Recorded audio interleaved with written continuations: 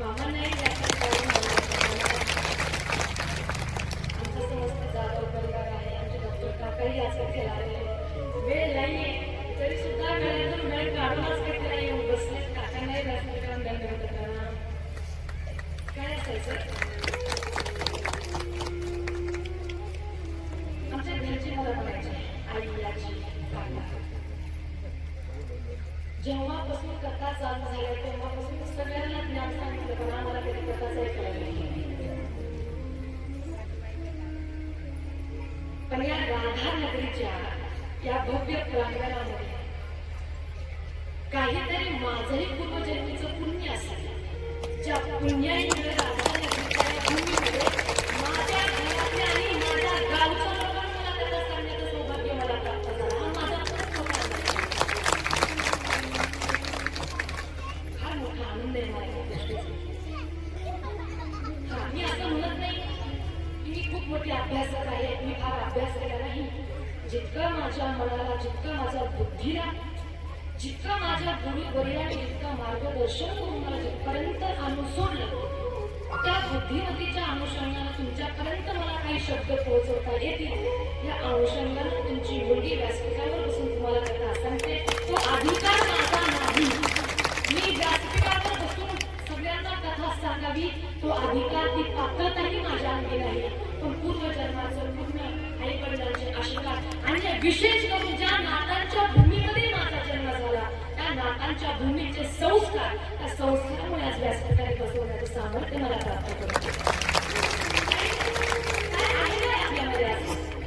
की आपण भागवत वाचावं लोकांना कथा सांगावी सामर्थ्य नाही तितकं. कुठेतरी पूर्वजन्माचं पुण्य वडिलांचे आशीर्वाद आणि या गावचं पुण्य कुठेतरी शिल्लक होतं. त्या पुण्याच्या बळावरती आज त्या पुण्याने या गावच्या भूमीने व्यासपीठावर बसवलं. काही नाही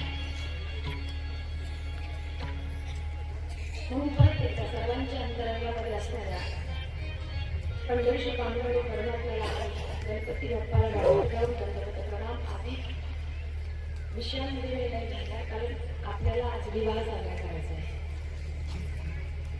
पण फक्त विवाहच नाही. चतुर्थ दिवसापर्यंत आपण विस्ताराला कथा श्रवण केल्या काल लीला श्रवण केल्या आणि आज दुप्पट आनंद. मागचे 5 दिवस वेगळे आणि हा आजचा दिवस वेगळा. कारण आज भगवंतांनी गोपिकांसोबत महाराज खेळले. तो महाराजही आपल्याला खेळायचा आणि महाराज खेळण्याच्या नंतर पुन्हा भगवान कृष्ण परमात्मा आणि रुक्मिणी यांचा विवाह सोहळा म्हणजे दुप्पट आनंद. त्याच्यामुळे बायका 12 वाजल्यापासून मंडपामध्ये येऊन बसते. लग्न लावायचं जबरदस्त तयारी चालू होती बरं. मेहंदी वगैरे सगळं. हा चला त्याला पण कथेमध्ये काय आहे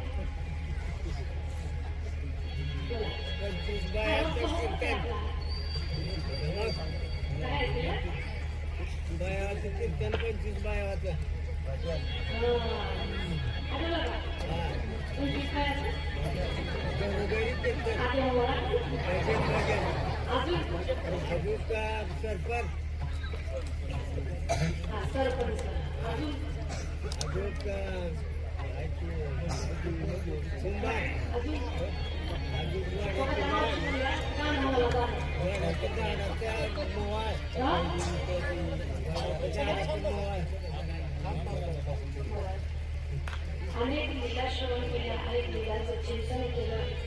सुख दुःखाची चर्चा केली. आपल्या जीवनामध्ये येणारे सुख आपल्या कर्मांना आपल्याला प्राप्त होतं त्या सगळ्या विषयांचं आपण चिंतन केलं होतं. आणि हे चिंतन करत असताना भगवंताच्या काही लीलांचंही चिंतन केलं. भगवंताचा नामकरण सोहळा आपण साजरा केला होता. भगवंताच्या लीला पाहिल्या. भगवंताने गोपिकांचं वस्त्र चोरलं होतं. पण का वस्त्र चोरलं होतं याचीही कारण आपण काल पाहिली. भगवंताने कुत्र्याच्या मागेवरती झोपल्याबरोबर क्षणभर डोळे बंद केले. का बंद केले याचीही कथा काढा. त्या सगळ्या कथा आपण श्रवण केल्या होत्या आणि आज आपल्याला कथा श्रवण करत असताना भगवंताच्या महाराजाचा प्रसंगाने शुभदेवजी महाराज परिषदी राजाला कथा सांगतात. काल आपला प्रसंग थांबला होता गोवर्धनाची पूजा करतात. आता आठवलं जो विधी काळजी बरोबर आणि गोवर्धनाची पूजा का झाली. एकादशी लोक कुठे आली होती? गोवर्धन. गोवर्धनची पूजा झाली. गोवर्धन पूजा झाल्याच्या नंतर दुसऱ्या दिवशी नंदबाबाचं एकादशीचं व्रत. आम्हाला सांगा एकादशी कोण कोण करतो?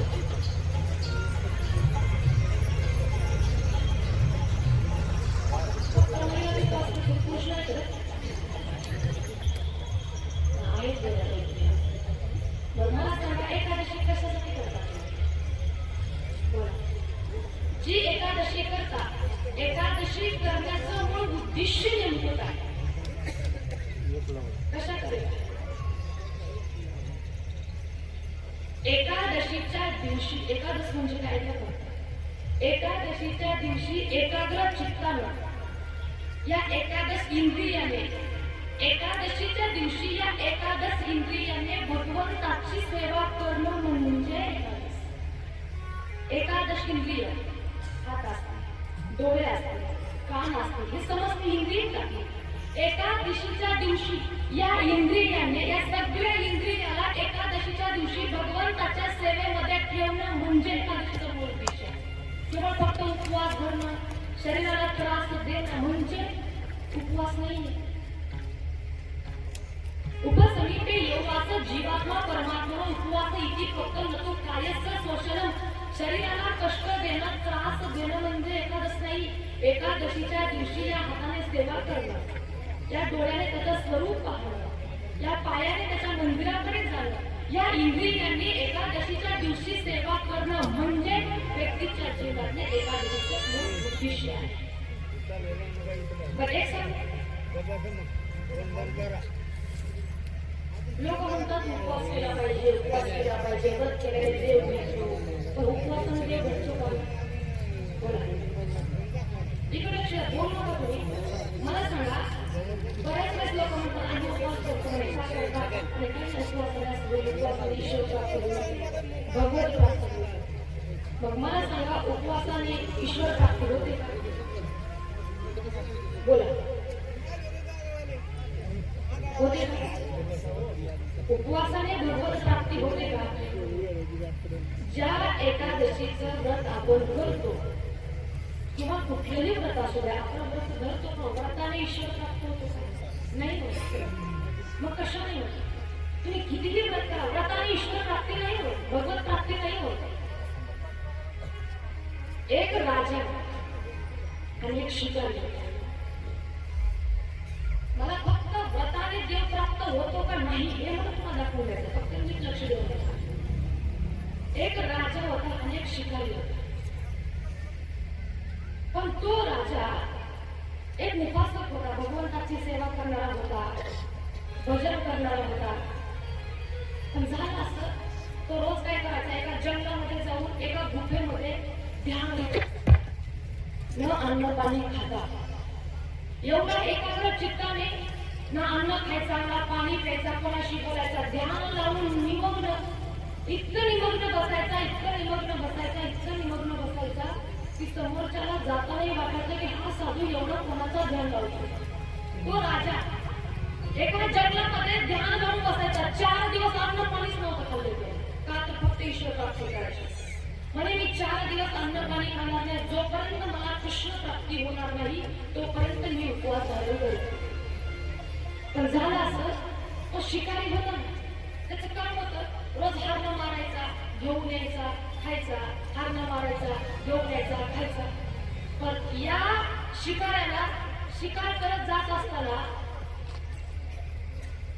तो संत महात्मा, तो राजा रोज गुफेमध्ये ध्यान लावून बसलेला दिसायचा. हा शिकारी विचार करायचा, आज गेलो तरी याने डोळे उघडले नाही, कधी पाणी पिताना दिसत नाही, कधी काय खाताना दिसत नाही. जेव्हा पाहावं तेव्हा ध्यान लावून बसलेला असतो. का खात नसेल बरं? हा रोज पाहायचा.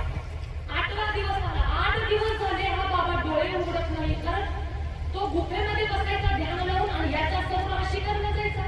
जाता जाता रोज पाहून जायचा, हा काय खात नाही, काय पीत नाही, कोणाशी बोलत नाही, एवढा ध्यान लावून बसलाय. त्याला राहवलं नाही. त्याने विचार केला. आईने असं सांगितलं होतं की जर जीवनामध्ये संतांचं दर्शन झालं तर जाऊन त्यांचं दर्शन घ्यावं, त्यांना भेटा, बरोबर शब्द बोलावे. म्हणून शिकाऱ्याजवळ त्या राजाजवळ त्या गुफेमध्ये आला. आणि गुफेमध्ये आल्यावर झालं असं की संत महात्मा साधनेमध्ये लीन होते, भजनामध्ये आपलं मस्त. तो शिकारी गेला आणि म्हणला, अरे बाबा, मी रोज तुमच्या समोर शिकार करण्याकरता जातो, रोज एक हरिण मारून आणतो, तरी सुद्धा तुम्ही इथंच दिसता. मी गेले 4 दिवस झाले बघतो, तुम्ही ना अन्न खाल्लंय ना पाणी पिलंय, काहीच नाही केलं. तुम्ही एवढे जर तुम्ही म्हणत असाल तर मी एखादा हरिण मारून आणतो, तुम्हाला त्याची भाजी बनवून खायला देतो, खात का म्हणे? कोण म्हणे? शिकारी म्हणला, अहो मी गेले 8 दिवस झाले बघतोय ना, तुम्ही एकाच जागेवरती काही खाल्लं नाही, काही पिलं नाही, नुसतं व्रत धारण करून बसलात म्हणे. तुमची इच्छा असेल तर एखादा हरण पकडून आणतो, त्याला मारतो, त्याची भाजी बनवतो, तुम्हाला खायला देतो म्हणे, खाऊन तरी पहा. ते संत महात्मे काय म्हणाले म्हणे, राजा, मी ज्या हरणाच्या शोधात बसलो ना, ते हरण तुला नाही सापडणार. काय म्हटलं? मी ज्या हरणाच्या शोधाकरता इथे बसलो ना, ते हरण तुला नाही सापडणार. शिकारी म्हटलं, काय बोलतात? मी या जंगलाचा राजा आहे, रोज असे कित्येक तरी हरण म्हणतो आणि तुम्ही मला म्हणताय की तुला माझ्यासारखा सापडणार नाही.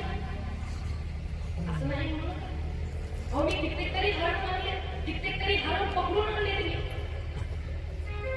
तुम्ही म्हणत असाल तर मी एक सांगतो, तुम्हाला पाहिजे तसं हरण जर मी तुमच्या समोर आणून नाही दिलं, कोण म्हणतं? शिकारी.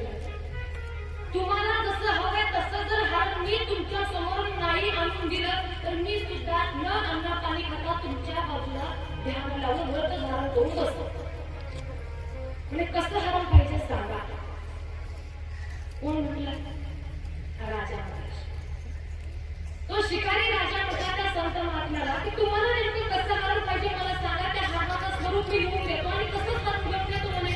मैयाने सांगायला चालू केलं कसं हरण पाहिजे. वरहा पीडम नटर बकू करणे करणे कारण डिपर दवा सकल तक चंबई जन तीन चमान रंधान रेणो अदर सुदिरा पूरे गो बगंदे वृंदा अरण्यम सुबदरम प्रा विशद गीत म्हणे माझं हरण गळ्यामध्ये वैजयंती माळ घालतो. त्याने लिहिलं, तुमचं हरण गळ्यामध्ये वैजयंती माळ घालतो. पुन्हा सांगितलं, विप्रजवास करणे कपिशम वैजयंतीचे मानव रंधान रेणो. माझं हरिण मधुर बंसी वाजवतो. शिकारी डोक्याला हात लावून बसला, यांचं हरण बासरी पण वाजवतो. त्याला काय माहिती आता कोण येते? लिहून घेतलं आणि पुढचं सांगा, पुढचं सांगा. त्याने सांगितलं, माझं हरिण पिवळ्या पितांबर नसतं. तुमचं हरिण पिवळ्या पितांबरी नसतं म्हणे. हो, तू फक्त लिहायचं काम कर म्हणे. पिवळ्या पितांबर असतं, कानामध्ये गुंडळी होतं, सगळं त्याने लिहून घेतलं. मग संत महात्म्याने सांगितलं, असंच हरण जर भेटत असेल तर माझ्यापर्यंत ये, नाहीतर माझ्या साधनेमध्ये मला व्यक्ती आणू नको. निघाला. आता याच्यामध्ये डोक्यामध्ये फक्त एकच भाग, कसला हरण पाहिजे? वरहा पीडम नटर बकू करणे करणे कारण डिपर दवा, कानामध्ये कुंडल घालणारं हरण. अख्ख्या जगात फिरू लागला. असंख्य हरण समोरून गेले, पण एकाच्या एकाला कुंडल. एकाने वैजयंती माळ घातली नाही. फक्त डोक्यामध्ये याच्या एकच भाग, वरहा पीडम नटर बकू वरहा पीडम, कानामध्ये कुंडल. कृष्णाच्या स्वरूपाचं त्याला माहिती नाही कृष्ण आहे म्हणून. फक्त त्याने सांगितलं की असं मला हरण पाहिजे. ते हरण समजून तो स्मरण करतोय. कानामध्ये कुंडल आहे, गळ्यामध्ये वैजयंती माळ आहे, हातामध्ये कंगन आहे, पायामध्ये वैजयंती माळ आहे, डोळ्याला काजळ लावले, कपडे कपडे गाल आहे, हातामध्ये बासरी आहे, डोक्यावरती मोरपीस लावलाय. तो फक्त एवढंच पाहतो, असं कोणी आहे का, असं कुठं हरण आहे का की ज्याने गळ्यामध्ये वैजयंती माळ घातली, ज्याचे कपडे कपडे गाल आहेत, कानामध्ये कुंडल आहे, अंगावरती पिवळा पितांबर नसला. तो फक्त पाहत राहतो. असंख्य हरण समोरून गेली, पण एकही हरणाला मारलं नाही. भगवान श्रीकृष्ण परमात्मा बाळ स्वरूपामध्ये होते. त्याच्या पाठीमागे उभे होते. भगवंताने विचार केला, माझं खूप ध्यान करतो. त्याला माहिती नाही तो कृष्ण आहे. फक्त त्यांनी सांगितले की असं हरण पाहिजे. हरणाच्या निमित्ताने आणि भगवंताचं किती ध्यान लावलं. वरहा पीडम नटर बकू वरहा पीडम, सतत त्यातच ध्यान झाडाखाली बसून. त्याला माहिती नाही कोणाचं ध्यान करतो. एवढं ध्यान लावलं, एवढं ध्यान लावलं. भगवंताने विचार केला, आपण गेलं पाहिजे. भगवान श्रीकृष्ण परमात्मा हळूच त्याच्या बाजूने येऊन पुढच्या झाडाच्या बाजूला उभे होते. भगवान श्रीकृष्ण ज्या ठिकाणी उभे झाले, अचानक या शिकाऱ्याची नजर गेली भगवान श्रीकृष्ण. जशी नजर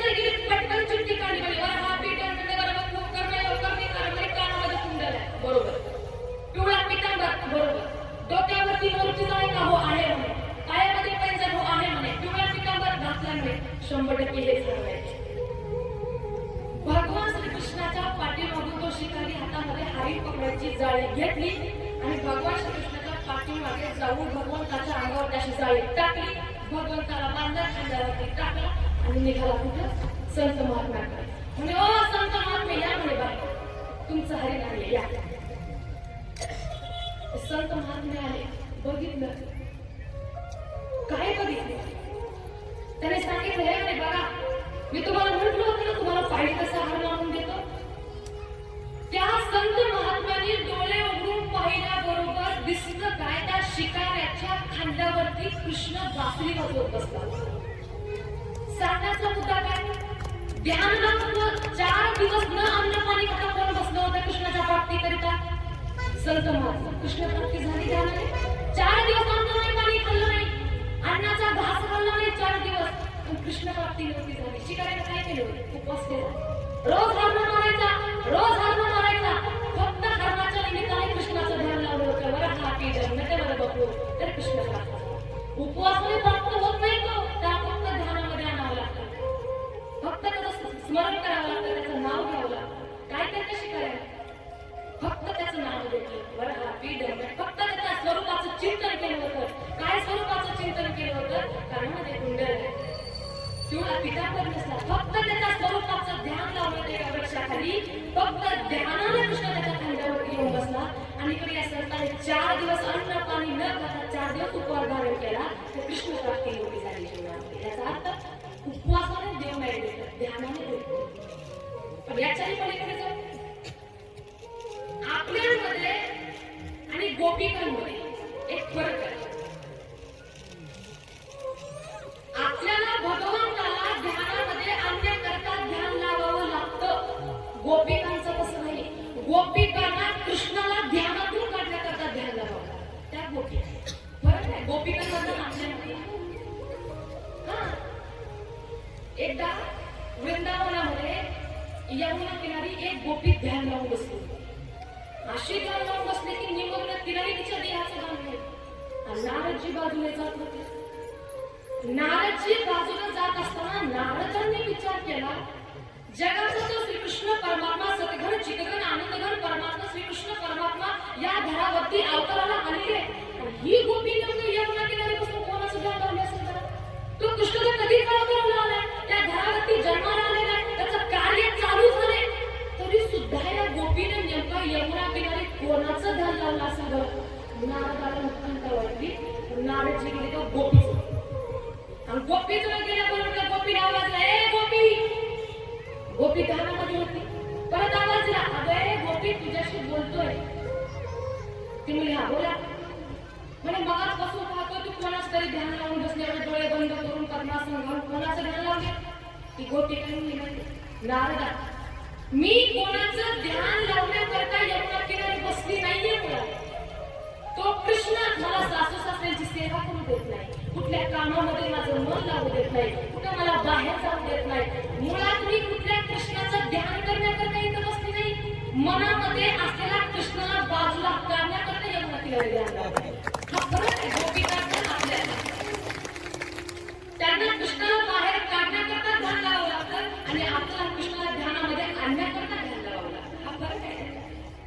त्या गोपिका आहे आणि गोपिका म्हणजे प्रेमाची पराकाष्ठा आहे. नितांत प्रेम. दशमस्कंद म्हणजे भागवताचा नितांत प्रेम आहे.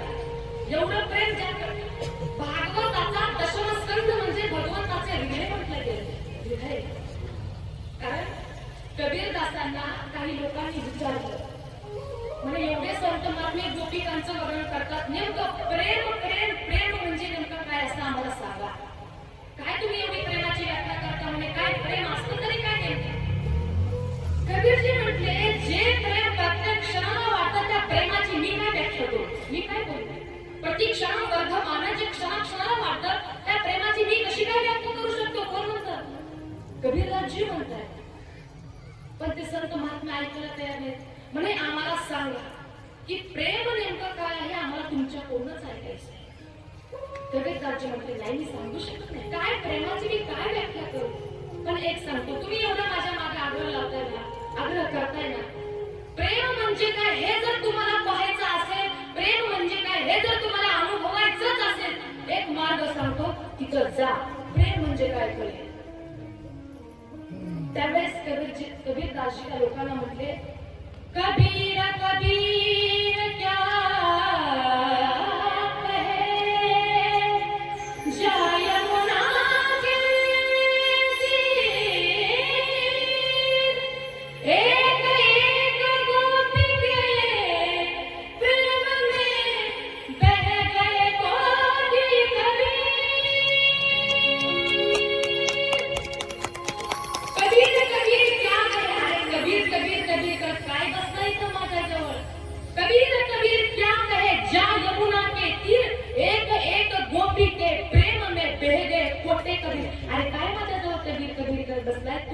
माझ्यासाठी कोट्यवधी कबीर एका गोपिकेच्या प्रेमामध्ये वाहून नाहून गेले. जात नाही काय झालं प्रेम. वृंदावनामध्ये यमुनेच्या किनारी जातला प्रेम पाहायला ते प्रेम, ज्या प्रेमाचा बाला यमुनेच्या डोहामध्ये घेऊन गेले. ही खबर सगळ्या गोकुळवासियांना पोचली, पण एकही व्यक्ती यायला तयार नाही. शेवटी भगवान श्रीकृष्ण परमात्मा वरून लोकांमध्ये गेले. वरून लोकांमध्ये गेल्याच्या नंतर पाहिलं की नंद बाबाला वरून लोकांनी बांधून ठेवले. भगवान श्रीकृष्ण आल्याबरोबर वरून लोक स्तुती गाऊ लागले. अजानता माम केन मूढेन करे वेदिना अनितोयंतो पिता तद्भा शंतु मरहसी. म्हणे प्रभू, अहो भाग्य हमारे प्रभू के चरण यहाँ पधारे. अचानक कसं काय नाही केलं. कृष्ण म्हटला, काय प्रश्न आहे का तुमचा. माझ्या वडिलांना इथं आणून तुम्ही बांधून ठेवलंय आणि मला म्हणता इथे येण्याचं तुमचं कारण काय. अचानक कसं काय आला. म्हणे प्रभू, हे तुमचे पिताश्री आहे. म्हणे हो. असं का बांधलंय. आणि प्रभू, अजानता माम केन मूढेन कार्य, माझ्या सेवकांकडून, माझ्या मूर्ख सेवकांकडून खूप मोठा अपराध झाला, माफ करा. माफी मागितली. भगवंताने नंद बाबाला सोडवलं आणि वरून लोकांच्या बाहेर घेऊन आले. जसा भगवान श्रीकृष्ण परमात्मा आपल्या पित्याला बाहेर घेऊन आला, तेवढ्या सगळे ब्रजवासी कृष्णाजवळ गेले. आणि कृष्णाजवळ गेल्याबरोबर नंद बाबा सांगू लागले ब्रजवासियांना, माझा कृष्ण काय सर्वसाधारण नाही. अरे ज्यावेळेस मी वरून लोकांमध्ये गेलो होतो त्यावेळेस सगळी वरून देवता माझी पूजा करायची सोडून सगळे माझ्या कृष्णाचीच पूजा करत होते. हे सगळं अलौकिकच दिसतं मला. असं म्हणून नंद बाबा गेले. ब्रजवासियांच्या लक्षात आलं कृष्ण साधारण नाही. भगवंताच्या हाताला धरलं, एकांतामध्ये आणलं आणि एकांतामध्ये आणल्याबरोबर ब्रजवासियांनी प्रश्न केला की कृष्ण, तू खरं खरं सांग, तू भगवान आहेस की नाही. कृष्ण म्हणला, मी भगवान आहे, मी देव आहे, हे जाणून तुम्हाला करायचंय काय. ब्रजवासी म्हटले, करायचं काय नाही लाला, पण जर तू खरंच भगवान असशील ना तर आम्हाला एकदा वैकुंठ लोक बघायची इच्छा आहे. कोण म्हटलं. ब्रजवासी म्हणे, आम्हाला एकदा वैकुंठ लोक बघायचं. म्हणे वैकुंठात घेऊन चल. म्हणे कृष्ण म्हटलं, मी देव आहे का नाही याच्यावर तुम्हाला काही करायचं नाही ना. ठीक आहे म्हणे, वैकुंठात जायचं का. चला म्हणे. ब्रह्मकुंडामध्ये डुबकी मारल्यावर सगळे पोचले कुठं. वैकुंठ लोक. वैकुंठ लोकांमध्ये पोचल्याबरोबर तनसुका, मनसुका, धनसुका, तनसुका म्हटला, चला म्हणे वैकुंठ लोकांना थोडं फिरून येऊ, चला नवीन जागा आहे. तनसुका म्हटला, नवीन जागा आहे, कृष्णाने आणलंय, कृष्णासोबत फिरायचं, चुकला तर पुन्हा सापडणार नाही. कृष्णाला बघायला गेले, कृष्ण कुठं आहे. कृष्णच काय वैकुंठामध्ये कृष्णच दिसेना. मनसुका म्हटला, चला म्हणे पुढे असेल. पुढे पाहण्याकरता गेले. दोन भगवंताचे पार्षद दिसले. त्यांना म्हणले, राधे राधे. ते म्हटले, मौन, बोलायचं नाही. तनसुका म्हणला, ठीक आहे, इथली भाषा काही वेगळी असेल, म्हणे आपली भाषा समजत नसेल. तेवढ्यात मनसुखाचं लक्ष गेलं तेव्हा भगवान श्रीकृष्ण परमात्मा शय्यावरती बसलेत. अनेक देवता स्तुती गातायत. मोर मुकुटवाले कृष्ण परमात्मा ध्यान लावून बसलेत. अनेक नारद आदी ऋषीमुनी स्तुती गातायत. तनसुका म्हटलं, आपला कृष्ण तिथे ना, चला म्हणे जाऊ. जसे कृष्णाकडे बाल संगडी धावू लागले तेवढ्यात जय आणि विजय पार्षदाने सांगितलं, सावधान, पुढे रस्ता बंद आहे.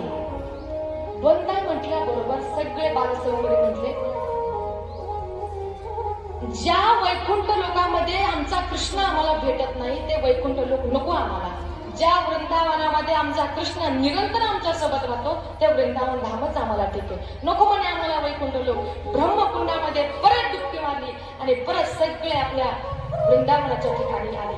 वृंदावनामध्ये आल्याच्या नंतर परत कृष्ण कुठे दिसला. कदंबाच्या वृक्षावर. कदंबाच्या वृक्षावर दिसल्याबरोबर कृष्ण म्हटला, कसं वाटतं वैकुंठ लोक. म्हणे कृष्णा सगळं छान आहे, बरं वाटलं पण आनंद नाही आला म्हणे. त्याने सुद्धा म्हटला का आनंद नाही आला? म्हणे कृष्णा झाला असं, तू आम्हाला वैकुंठ लोकांमध्ये घेऊन गेलास. मन सुद्धा म्हटला चला म्हणे थोडं फिरून येऊ. फिरून येऊ म्हटल्याच्या नंतर आम्ही तुला शोधत होतो, तू दिसला नाही. बरं अचानक तू आम्हाला समोर दिसलास, आम्ही कृष्ण कृष्ण कृष्ण कृष्ण म्हणून तुला आवाज देत होतो, तू आमच्याकडे बघतही नव्हतास. अरे ज्या वैकुंठ लोकांमध्ये कृष्ण आमच्याकडे बघतही नाही ते वैकुंठ लोक नको. ज्या वृंदावनामध्ये कृष्ण आमच्यासोबत माखन मिश्री खातो, माखन चोरी करतो, आमच्यासोबत लीला खेळतो, तो वृंदावन धामच आम्हाला हवा, आम्हाला दुसरी जागा नकोय. कृष्ण वैकुंठनाथ भगवान अति दुर्लभ आणि वृंदावन धाम अति सुलभ. तो कृष्ण वृंदावनामध्ये सगळ्या सोबत लीला करतो, सगळ्या सोबत. भगवान श्रीकृष्ण परमात्मा एवढी मधुर बंसी वाजवायचे ना, शरद ऋतूमध्ये वर्णन केलं याचं. ती बंसी वाजवत असताना सगळ्या गोपिका कृष्णाकडे जायच्या आणि कृष्णाला सांगायच्या म्हणे कान्हा 12 वाजायच्या आत तू बासरी वाजवायची नाही. कृष्ण म्हणला का? म्हणे लाला जर तू बासरी वाजवली ना 12 वाजायच्या आत, एकतर आमचं लक्ष लागतच नाही, पण तू जर बासरी वाजवलीस आम्ही घरामध्ये स्वयंपाक करत राहतो. स्वयंपाक करता करता आमचं तर भान राहतच नाही, पण तुझ्या बासरीच्या आवाजाने चुलीतल्या लाकडांना सुद्धा पाजर फुटतो रे. म्हणून म्हणते 12 वाजायच्या आत बासरी वाजवत जाऊ नको, वाजू नको, चुलीतल्या लाकडांना सुद्धा पाजर फुटतो.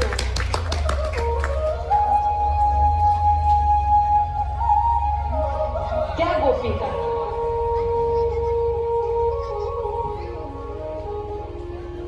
ज्या वृंदावनामध्ये भगवान श्रीकृष्ण परमात्मा अति सुलभ, ते वृंदावन धामधन्य आहे. एवढी मधुर बासरी भगवंताने वाजवली. मग सगळे बालसंगडी वृंदावनामध्ये आले. वृंदावनामध्ये आल्याच्या नंतर भगवंताचं दर्शन घेतलं आणि भगवंताचं दर्शन घेतल्याबरोबर कृष्ण म्हणलं ठीक आहे, वैकुंठ लोक नको ना, वृंदावन धामच ना. ठीक आहे ना, वृंदावनामध्ये मग भगवंताने अनेक लीला केल्या. शुकदेवजी महाराज परीक्षित राजाला सांगतायत, राजा वैकुंठनाथ भगवान श्रीकृष्ण परमात्मा अति दुर्लभ आहे, परंतु जे भगवान श्रीकृष्ण परमात्मा वृंदावनामध्ये अति लीला करतात ते भगवान श्रीकृष्ण परमात्मा अति सुलभ आहे. ज्या भगवंताने अनेक बाल सवंगड्यासोबत लीला केल्या, अनेक खेळ खेळले, ते कृष्ण परमात्मा वृंदावनामध्ये अनेक लीला करतात. अशी सगळी कथा शुकदेवजी महाराज राजाला सांगतायत. आता परीक्षित राजा शुकदेवांना काय म्हटला? म्हणे गुरुदेव आज कथेचा कितवा दिवस? 6वा. तसं परीक्षित राजा म्हटला गुरुदेव आज कथेचा 6वा दिवस आहे. आणि जर भगवंताच्या सगळ्या कथा आता मी जर विस्ताराने ऐकत बसलो तर सगळ्या कृष्ण कथेचा आनंद मला घेता येणार नाही. फक्त मला कथेतलं सार सार सार सांगत चला, जेणेकरून सगळ्या लीलांचा आनंद मला घेता येईल. आणि मग परीक्षित राजाने विनंती केल्याच्या नंतर फक्त शुकदेवजी महाराज कथांमधलं सार सार सांगत परीक्षित राजाला भागवताच्या भगवंताच्या लीलाचा आनंद प्रदान करतात. मग वैकुंठनाथाचं दर्शन झालं. आता इथून महारासाच्या कथेला प्रारंभ होतो. पादेश्वर महारास भगवान पिता रात्री शरद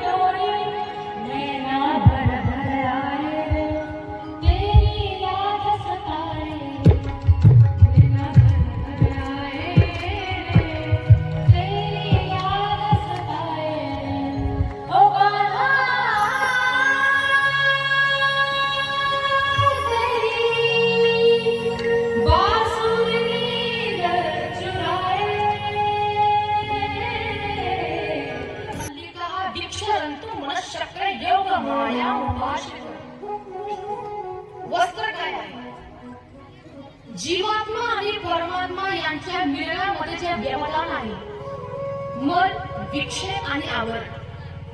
मन विक्षेप कदाचित आपण साधना करून भजन करून दूर करू शकतो, पण या जीवामध्ये जे मायेचं आवरण पडलेलं ना, त्या आवरणाचं हरण करणार फक्त हरी परमात्मा आहे. चित्तम हित मनवनीत इति हरी प्रणत जनाना पापम इति हरी. तो सगळं हरण करणार आहे. चित्तामध्ये असलेल्या मायेचं आवरण. अत्रि वशिष्ठ भूषश्च अनेक साधू संत साधना करीत बसलेले होती. ध्यान लावून अनेक तपस्वी साधू, पण प्रभू रामचंद्र समोर यायचे आणि येत असताना हे साधू संत असे एका झाडाखाली बसलेले.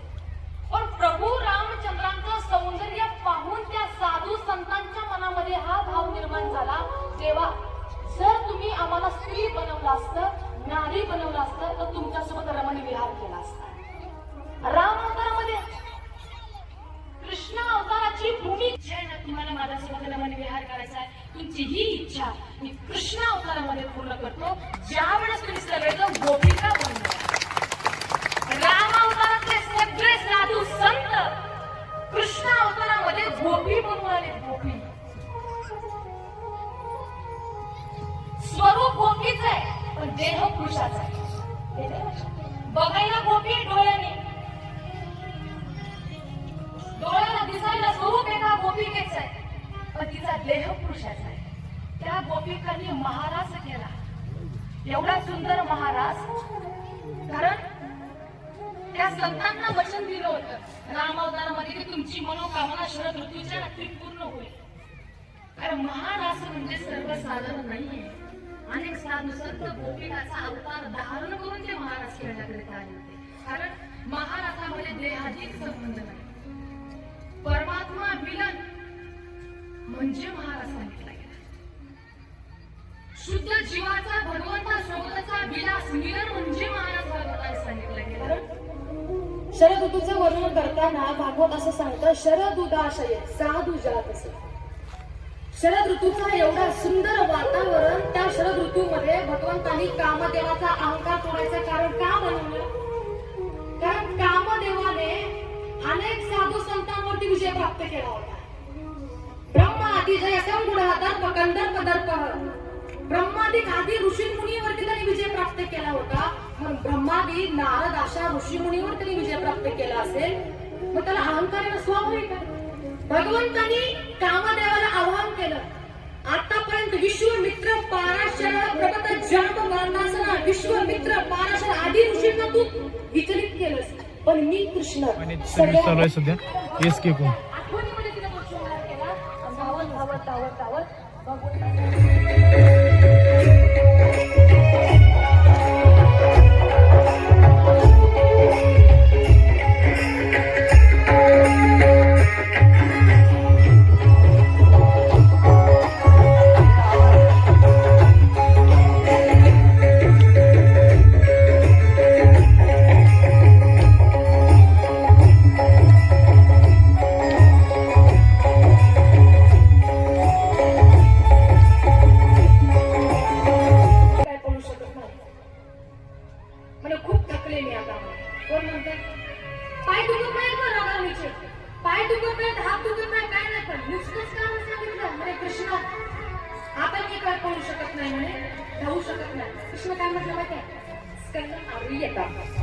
माझ्या खांद्यावरती बसता का राधाराणी?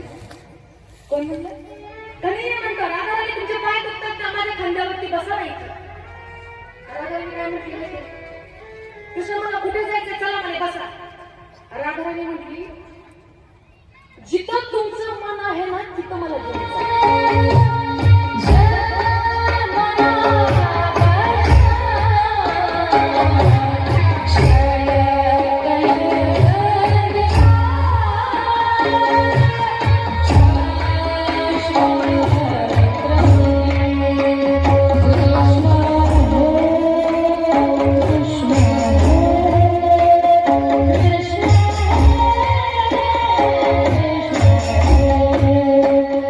Krishna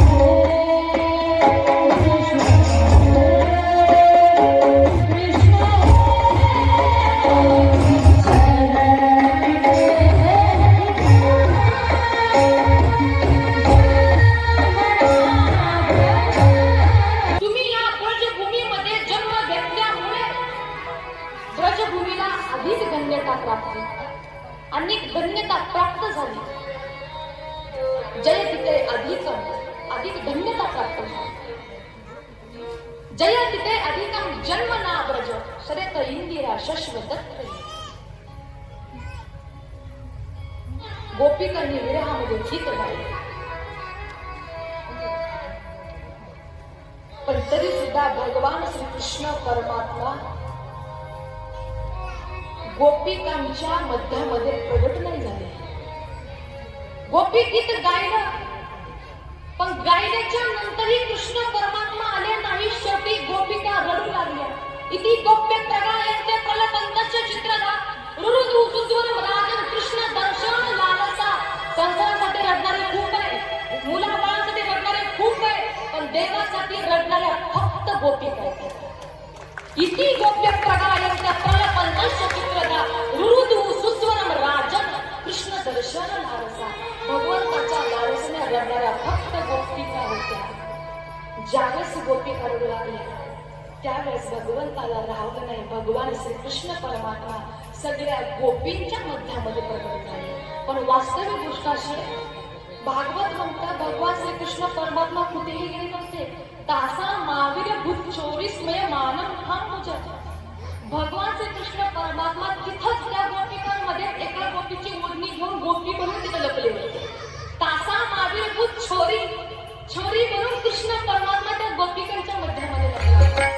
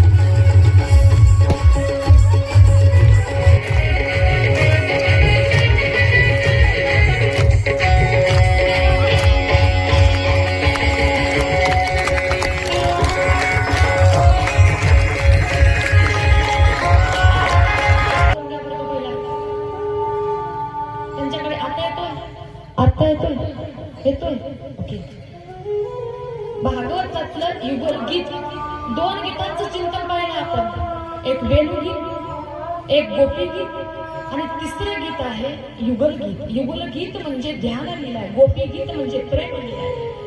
प्रेमाच्या विरहामध्ये जे गीत गायलं त्याला गोपी गीत म्हणतात. आणि यमुना किनारी ज्या भगवंताचं ज्या गोपिकांनी ध्यान लावलं त्याला युगल गीत म्हणजे ध्यान लीला सांगितली गेली. या गोपिका काय करायच्या माहितीये का? एका गोपिकेनं काय केलं, घरातलं आहे नाही तेवढं सगळं पाणी सांडून दिलं. सगळं स्वतःने घरातलं सगळं पाणी सांडून दिलं आणि सासूबाई समोर गेली आणि सासूबाईला म्हटली, सासूबाई बघा ना या पोरांनी किती गोंधळ घातलाय, सगळंच्या सगळं पाणी सांडून दिलं म्हणे. अहो तुमचे कपडे धुवायचे, यांचे कपडे धुवायचे, सांडलं पाणी कोण? गोपीनं. नाव कोणाचं घेतलं? लेकरांचं. घरात पाण्याचा थेंब नाही म्हणे. सगळं नाचा गिराव ना वरती सोबत.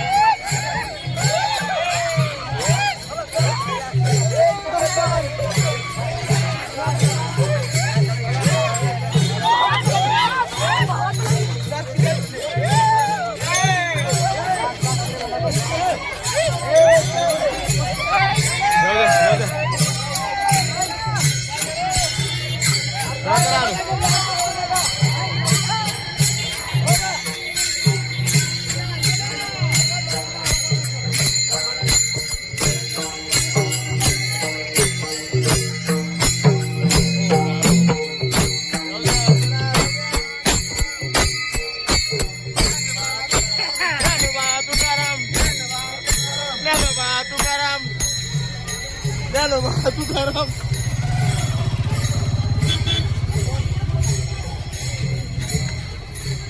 जाऊ दे चला पंढरीला.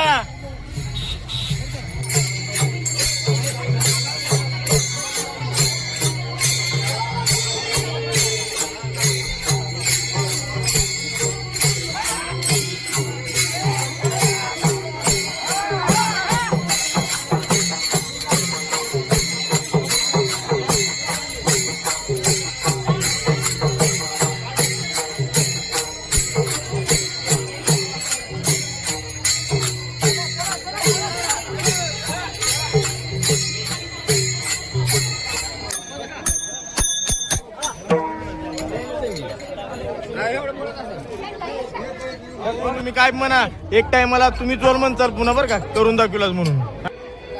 तो व्यक्ती एकच म्हणेल, अहो तुमचं पाण्याचं प्रवचन बंद करा, मला पाणी प्यायला द्या. माझ्या घशाची तहान तुमच्या पाण्याच्या प्रवचनाने नाही, पाणी पिल्यानं जाईल. जसं नंद बाबा म्हटले, बुद्धवा तू एवढं ज्ञान सांगतोस ना ब्रह्मज्ञान, त्याचा काही उपयोग नाही. मला माझा कृष्ण पाहायचंय, अखी या हरिदर्शन की कशी, मला त्याला पाहायचंय, मला त्याचं दर्शन सांगितलं आहे. अनेक ग्रंथ दिले आणि मग इथून पुढे भागवतामध्ये उत्तरार्धाला प्रवेश होतो. उत्तरार्धामध्ये भगवंताच्या विवाहाची चर्चा केली गेली. विवाहाची चर्चा करत असताना 5 मिनिट भगवंताचं भजन होईल. त्या भजनामध्ये सगळ्यांनी अक्षरा वाटप करून घ्यायचे आणि मग 10 मिनिटांमध्ये आपण विवाह संपन्न करणार. भजन करू.